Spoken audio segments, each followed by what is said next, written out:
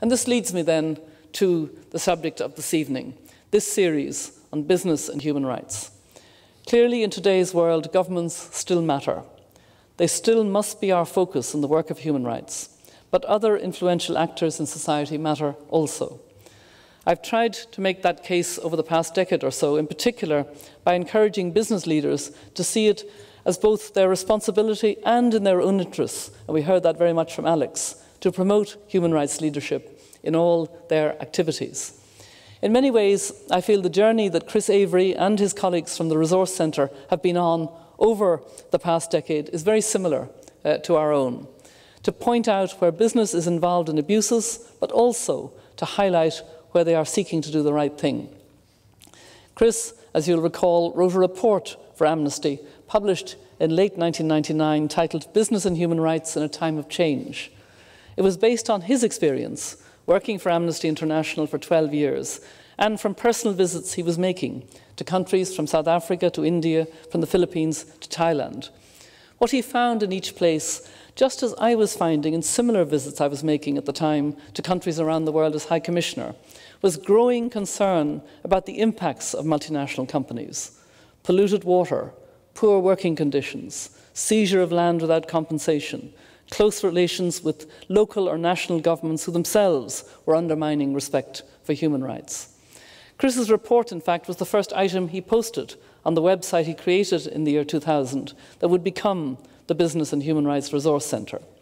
It provided valuable insights to me and indeed to my small team in the Office of High Commissioner.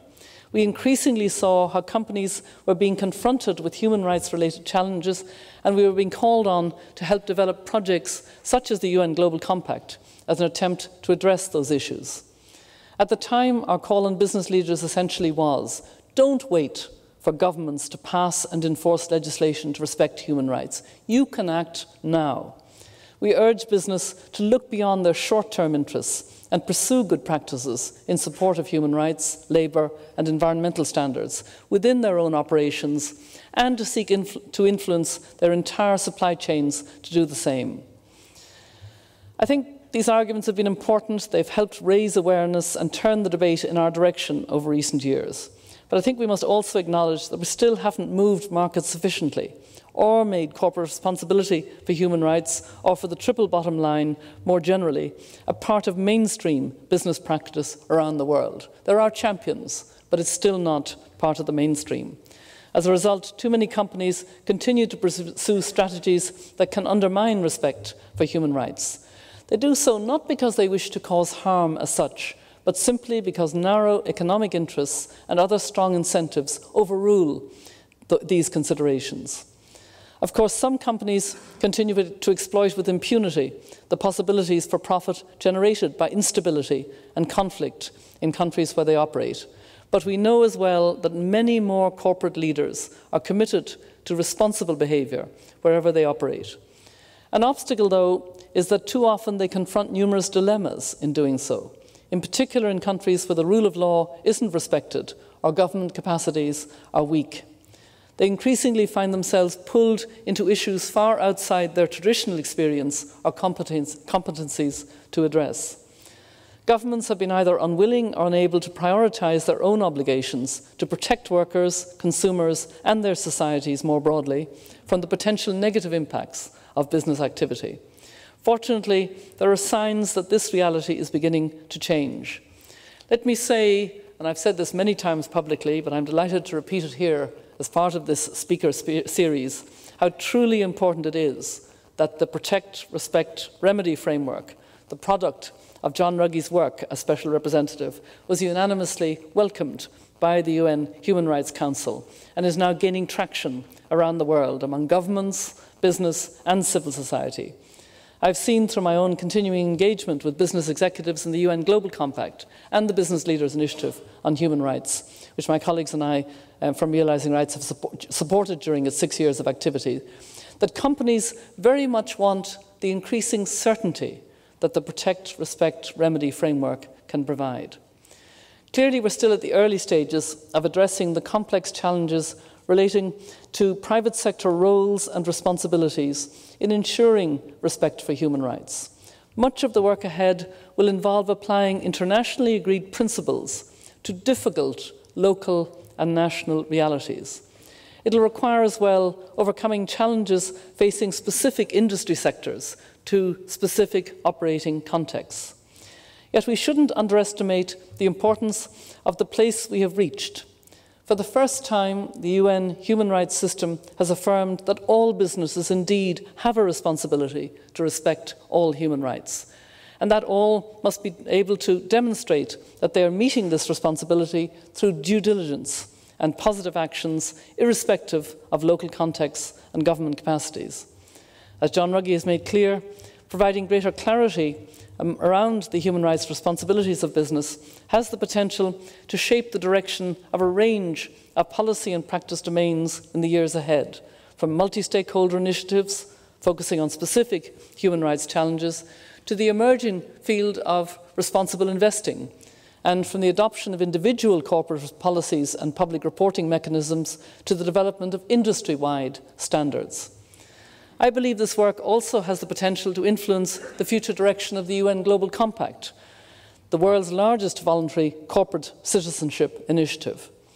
The aim of growing the membership of the Global Compact over the next decade from some 7,000 participants this year to 20,000 by 2020 is an ambitious goal and could contribute to further mainstreaming of corporate responsibility on the global business agenda. But I believe strongly, as a member of the Advisory Board of the Global Compact, that the quality of engagement that Compact participants undertake must be scaled up, as well as, over the coming decade, with greater attention given to demonstrating how companies are integrating into their policies and practices the Compact's 10 principles in the areas of human rights, labour, environmental standards and transparency. We now have an opportunity, an important opportunity, to fully align the Global Compact with the Protect, Respect, Remedy framework and to explore together what this will mean in practice. An equally important challenge is to ensure that governments fulfil their own duties to protect people from rights abuses caused by or involving corporate actors. The Protect, Respect, Remedy framework rightly stresses the importance of this core obligation of governments, which has in the past not been given adequate and proper attention.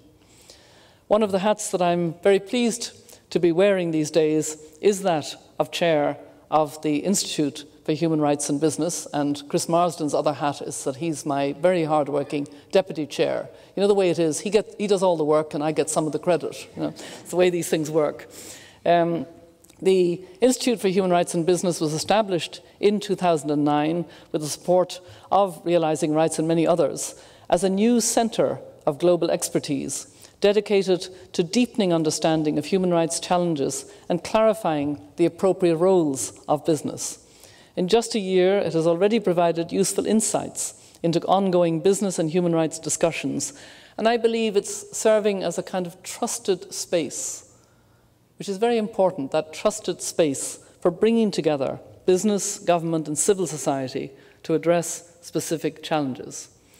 I believe more such collaborations where stakeholders come together to pressure governments to address real-world challenges, where business activity is clearly involved, is a vital strategy for the future. Business, if it acts responsibly, is part of the answer to ongoing human rights challenges. But companies will need expert support and critical guidance in monitoring their own progress and dealing with emerging issues at national level. And governments will continue to need greater capacity to implement their human rights obligations, including the duty to protect against abuses involving business, and have independent assessments of their progress in this area. The bottom line, there is so much work still to be done to make human rights a reality in practical terms for all. So none of us, me included, can afford to slow down now. I'd like to end by warmly thanking the Business and Human Rights Resource Centre. I think you know, Chris, that I was slightly taken aback when you first approached me with this idea of a speaker series. And then the more I thought about it, the more I thought it's nice to think that there will be each year an opportunity to come together and to take stock and to realise that we're making progress. The Immokalee workers give us good example, but we have a lot more to do. So I'm very honoured. I feel a little bit emotional, but thank you very much indeed. Thank you.